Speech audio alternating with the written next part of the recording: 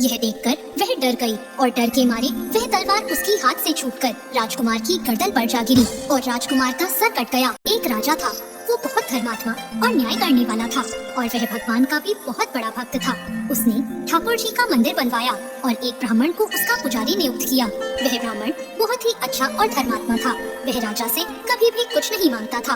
उसके स्वभाव पर राजा भी बहुत प्रसन्न थे और उसे राज मंदिर में पूजा करते हुए 20 वर्ष हो गए थे। उसने कभी राजा से किसी प्रकार का कोई प्रश्न नहीं किया। फिर एक बार राजा को एक पुत्र पैदा हुआ। उसने उसे पढ़ा लिखा कर बहुत विद्वान बनाया और उसकी शादी एक सुंदर राजकन्या से करा दी। शादी की रात को राजकन्या को नींद नहीं आई और वह इधर उधर घूमने लगी। जब वह अपने पति के पलंग के पास आई तो उसने देखा कि हीरे जवाहरात से जड़ी एक तलवार वहाँ रखी है। उसने उस तलवार को मयान से बाहर निकाला तो वह तलवार बिजली के समान चमकने लगी। यह देखकर वह डर गई और डर के मारे वह तलवार उसकी हाथ से छूटकर राजकुमार की गर्दन पर जा गिरी और राजकुमार का सर कट गया और वह मर गया। वह राजकन्या अपने पति के मरने से बहुत दुखी हुई और वह यह सोचकर बहुत डर गई थी कि अगर मैं सबको सच बताऊंगी तो कोई भी मेरी बात पर विश्वास नहीं करेगा। सुबह होते ही राजकन्या विलाप करने लगी और कहने लगी कि मेरे पति को कोई मार गया। लोग इकट्ठा हो गए और राजा भी आ गया। राजा ने आकर पूछा किसने मारा है। वह कहने लगी मैं नहीं जानती वह कौन था, परंतु उसे मैंने ठाकुर जी के मंदिर में जाते हुए देखा है। राजा समेत सभी लोग ठाकुर जी के मंदिर में गए तो उन्होंने ब्राह्मण को वहाँ पूजा करते हुए देखा। सभी ने उसे पकड़ लिया। ब्राह्मण ने बहुत कहा कि मैंने राजकुमार को नहीं मारा, पर किसी ने उसकी बात नहीं मानी। राजा ने भी बार बार सोचा कि ब्राह्मण निर्दोष हो सकता है, लेकिन सभी के कहने पर राजा ने ब्राह्मण से कहा मैं तुम्हें प्राण दंड तो नहीं देता, लेकिन जिस हाथ से तुमने मेरे पुत्र को तलवार से मारा है उस हाथ को काटने का आदेश देता हूँ। ऐसा कहकर राजा ने उसका हाथ कटवा दिया और इस पर ब्राह्मण बहुत दुखी हुआ और राजा को अधर्मी मानकर उसका राज्य छोड़कर चला गया। उसने फिर बहुत खोज की कि कोई विद्वान ज्योतिषी मिले तो अपने बिना किसी अपराध हाथ कटने का कारण उनसे पूछूं। फिर उसे काशी में एक विद्वान ज्योतिष मिले। वो ज्योतिष से मिलने उनके घर गया तो वो ज्योतिष वहाँ नहीं थे। उनकी पत्नी उनकी आलोचना कर रही थी और उन्हें बहुत भला बुरा कह रही थी। थोड़ी देर में वो ज्योतिषी घर आ गए। उनके घर आने के बाद भी उनकी पत्नी उनका तिरस्कार कर रही थी, पर ज्योतिषी चुप रहे और उन्होंने अपनी स्त्री से कुछ भी नहीं कहा। इसके बाद वो अपनी गद्दी पर जाकर बैठ गए। ब्राह्मण को देखकर ज्योतिषी ने कहा कहिए ब्राह्मण देवता आपका कैसे आना हुआ। ब्राह्मण ने कहा आया तो अपने बारे में पूछने था, लेकिन पहले आप अपना हाल बताइए कि आपकी पत्नी अपनी जुबान से आपका इतना तिरस्कार क्यों करती है। तब ज्योतिषी ने कहा यह मेरी स्त्री नहीं मेरा कर्म है। दुनिया में हम जिसे भी देखते हैं, भाई हो पुत्र शिष्य पिता या कोई भी संबंधी, वो सब हमारा अपना ही कर्म है। अपना किया हुआ कोई भी काम शुभ हो या अशुभ हमें भोगना ही पड़ता है, इसलिए मैं अपने कर्मों को खुशी से भोग रहा हूँ।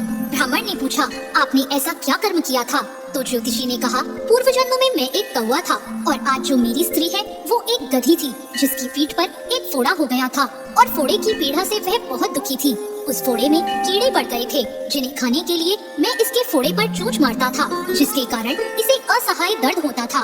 एक बार इसकी पीठ पर चोंच मारते हुए मेरी चोंच इसकी हड्डी में घुस गई और यह दर्द से तड़प उठी।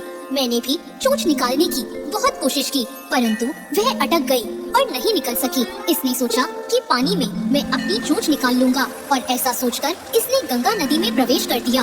गंगा का प्रवाह तेज होने के कारण हम दोनों बह गए और बीच में ही मर गए। तब गंगा जी के प्रभाव से यह तो ब्राह्मणी बनी और मैं बहुत बड़ा ज्योतिष बना और आज ये मेरी पत्नी बनी है जो कुछ दिनों के लिए मुझे अपने मुंह से गाली निकालकर मुझे दुख देगी, लेकिन मैंने चोंच इसे दर्द पहुंचाने के लिए नहीं मारी थी, इसलिए इसकी समझ एक दिन ठीक हो जाएगी और अपने पूर्व कर्मों का फल समझकर मैं इसे सहन कर रहा हूँ और मैं इसलिए ही शांत हूँ और उस दिन की प्रतीक्षा कर रहा हूँ जिस दिन इसका स्वभाव अच्छा हो जाएगा। अब आप कहो कि आप यहाँ किस लिए आए हो। ब्राह्मण ने अपना सारा समाचार सुनाया और पूछा अधर्मी पापी राजा ने मुझ निरपराध का हाथ क्यों कटवाया। ज्योतिषी ने कहा राजा ने आपका हाथ नहीं कटवाया, आपके कर्म ने ही आपका हाथ कटवाया है। इस पर ब्राह्मण ने पूछा ऐसा किस प्रकार हुआ। तो ज्योतिषी ने कहा पूर्व जन्म में आप एक तपस्वी थे और राजकन्या गाय थी तथा राजकुमार एक कसाई था। जब कसाई गाय को मारने लगा तब गाय अपनी जान बचाकर आपके सामने से जंगल में भाग गई। पीछे से कसाई आया और आपसे पूछा कि गाय इधर तो नहीं आई। आपने जिस तरफ गाय गई थी उस तरफ अपने हाथ से इशारा किया तो कसाई ने जाकर उस गाय को मार डाला। इतने में जंगल से एक शेर आया और गाय और कसाई दोनों को खा गया। कसाई को राजकुमार और गाय को राजकन्या का जन्म मिला एवं पूर्व जन्म में किए हुए कर्म ने एक रात्रि के लिए उन दोनों को इकट्ठा किया। क्योंकि कसाई ने गाय को हंसिए से मारा था, इसी कारण राजकन्या के हाथों गलती से ही तलवार गिरने के कारण राजकुमार का सर कट गया और वह मर गया। इस तरह अपना फल देकर कर्म निवृत्त हो गया। और तुमने हाथ का जो इशारा किया था उस पाप कर्म ने ही तुम्हारा हाथ कटवा दिया। इसमें तुम्हारा ही दोष है, किसी और का नहीं। ऐसा सोचकर सुखपूर्वक अपना जीवन व्यतीत करो। दोस्तों, यदि हम इस कर्म सिद्धांत को मान लें और जान लें तो हम किसी भी घोर कर्म का फल भोगते हुए भी दुखी नहीं होंगे। दोस्तों, कैसी लगी आपको आज की ये कहानी? ऐसी और कहानियों के लिए हमारे चैनल को सब्सक्राइब करें। धन्यवाद।